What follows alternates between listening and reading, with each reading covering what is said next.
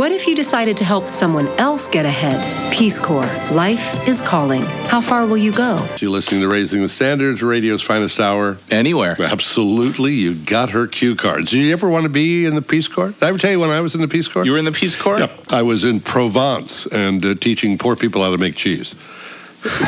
I thought you were going to say you were in like the Reese's Pieces Corps. That's right. No, that's true. That's true. Where do you want to go? I want to go to upstate New York. There's no poverty. That's all right. I just want to help out. So tonight we're excited. We're waiting to hear from Leanne Bergassi, who's coming up to Nico's. I keep saying Nico's. Who's coming up to Feinstein at the Hotel Nico in San Francisco on August 5th and August 6th. We hope she remembers us, but if not, we can still talk a little bit more about this guy jumping out of a plane. There was a guy apparently a few years ago who, this was maybe 10, 15 years ago, who somehow his chute didn't open, but he survived because he didn't have a spleen. What? And so I don't know. Obviously, I'm doing headlines without a lot of details. But Evel Knievel heard this, so he had his spleen removed. Oh. Because he figured he was going to do a thing where they were going to put piles of hay. This is a true story. There were like 40 piles of hay. And Evel was going to jump out of a plane without a chute into one of the piles of hay. But he was going to make it pari-mutuel, as you could bet, on which pile of hay he was going to land in. The one with, I don't know. Isn't that amazing? You remember the Evel? How tall were they? I don't know. I know how tall Knievel was. He was 6'3" when he jumped. 4'1" when he landed. Do you remember seeing the film? You've seen the film at Caesar's Palace. Yeah, when the slow motion. When he turns into Gumby. Sure. Oh, God, when his hips break. That was... everything breaks, right? Everything breaks. There were probably 32 different breaks done on that. They had breaks everywhere except on the motorcycle. It was unbelievable. Hold on, let's see. What do you got to do? Oh, we're looking at it now. Yep, here he is. There's jumping up, and he's landing, and he lands pretty much. I love how it goes slow motion just right before. And you know what I love? He puts his hands out. Wrist shatters, top of the back. Yeah, that is as close to one of those crash dummies.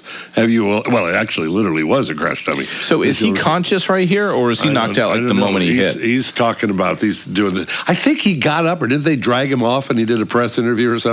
Oh, press interview. Yeah.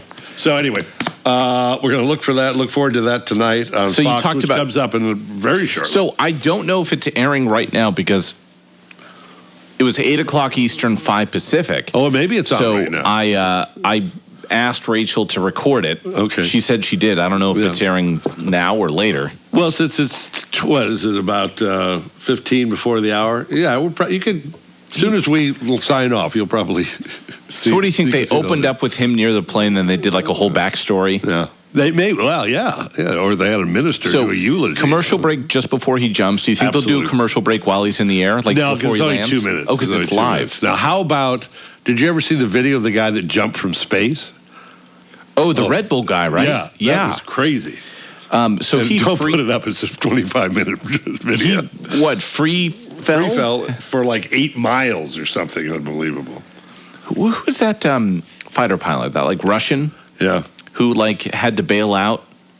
Oh, you're right. Yeah. He couldn't breathe. He had to hold his breath because there was no air. And is that the guy who needs the head transplant now?